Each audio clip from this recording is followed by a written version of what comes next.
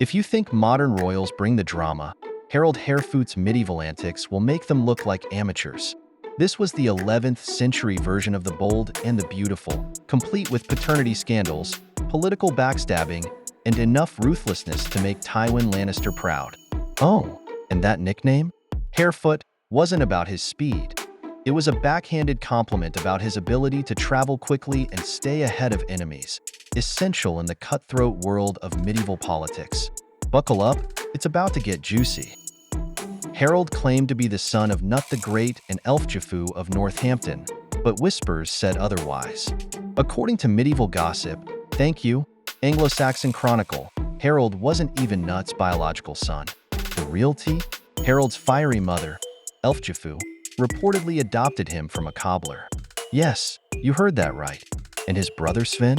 Rumor has it he was the illegitimate son of a priest. But Elfjafu wasn't about to let a little thing like biology get in the way of power. She allegedly passed them both off as her own to secure her position as Nut's consort, all while he was married to Queen Emma of Normandy. It's giving medieval Maury Povich. Nut, you are not the father. When Nut died, England's throne was supposed to go to Harthacnut, his son with Emma of Normandy. But Harold had other plans.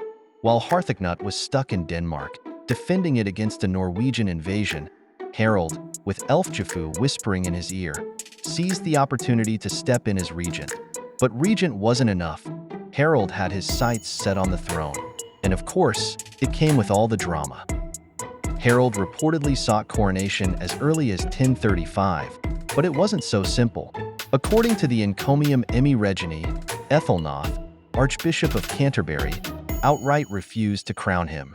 Coronation by the archbishop was a legal requirement to become king, but Ethelnoth wasn't having it. In a bold move, Ethelnoth reportedly placed the scepter and crown on the altar, likely at Canterbury Cathedral, and refused to remove them. He forbade any other bishop from doing so as well, leaving Harold's coronation prospects dead in the water. Bribes? Threats? Pleas? Ethelnoth wasn't budging. Harold, in frustration, reportedly rejected Christianity in protest, boycotting church services and indulging in hunting and trivial pursuits instead. But Harold wasn't about to give up. By 1037, he'd had enough of waiting and crowned himself king. Emma, the queen mother, was sidelined, her influence shattered. Harold wasn't here for family reunions or court pleasantries. He was here for power, and he wasn't letting anything, not even the church, stand in his way. If you thought Harold was just a puppet for his mother's schemes, think again. When Emma tried to rally support for her son Harthacnut, Harold responded with pure ruthlessness. He captured Alfred Etheling, Emma's son from her first marriage, blinded him, and left him to die. A shocking and brutal act that cemented his reputation for cruelty. Harold then forced Emma to flee the country, effectively removing her influence from the court.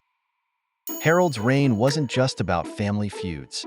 It was a battleground for divided loyalties.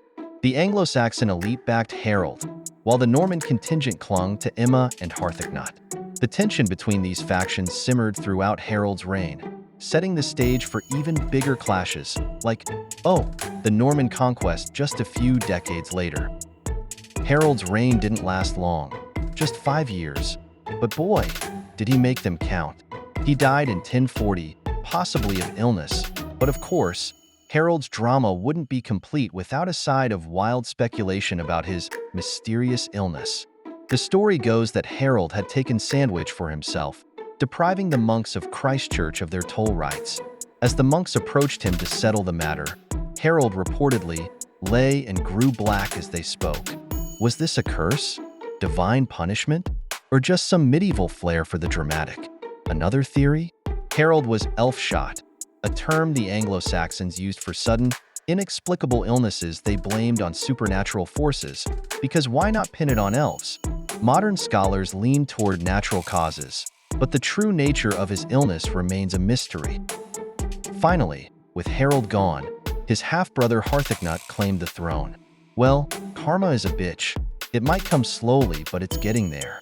Harthacnut took his revenge for his brother Edward in the most dramatic way possible. He exhumed Harold's body, had it beheaded, and tossed the remains into a swamp. Harold may have played for keeps during his reign, but Harthacnut made sure his legacy didn't stay intact, even in death. And Elfjafu? She faded from the historical spotlight, but her legacy as one of the most cunning players in this medieval drama lives on. So, was Harold Harefoot a rightful king or a ruthless usurper? That depends on who you ask. One thing's for sure. His life was the ultimate medieval soap opera, complete with power plays, family betrayal, and enough drama to rival Westeros. And that nickname? Harefoot might suggest a swift traveler, but let's not pretend he wasn't hopping over everyone in his path to seize the crown.